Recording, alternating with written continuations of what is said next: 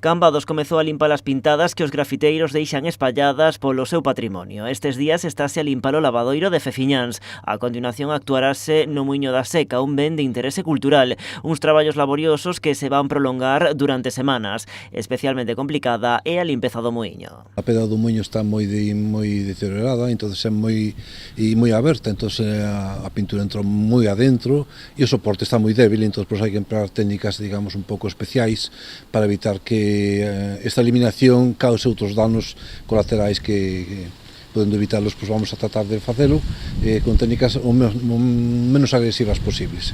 Para a limpeza destas pintadas botarase mando láser e doutras técnicas de restauración, uns traballos delicados nos que por riba de todo búscase preservar a integridade do monumento. Son as mesmas. É unha técnica combinada porque digamos que o láser non é maravilloso, non é a panacea, digamos, non?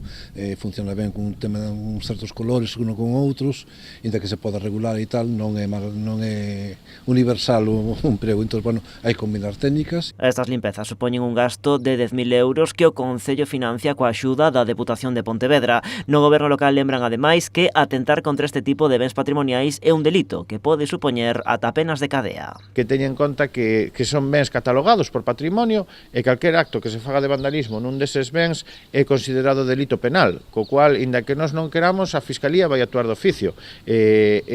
Poden ter penas de cárcere por facer este tipo de actos vandálicos. E ofrecen espazos dentro do municipio para que quen queira poida expresarse con todas as da lei sobre un muro ou unha parede. Calquera persoa que quera facer calquer tipo de pintado, que expresar a súa arte, digamos, urbana, pois que pida permiso no Concello, que existen valados onde se poden pintar perfectamente, nós lle autorizaríamos para que fixeran ese tipo de actuacións, como xa fixeron as alumnas de Bellas Artes aquí en Cambados. E apuntan que é importante que ataques como estes non se volvan repetir, polo que inciden na importancia de concienciar a todo o mundo de que o patrimonio é unha riqueza de todos.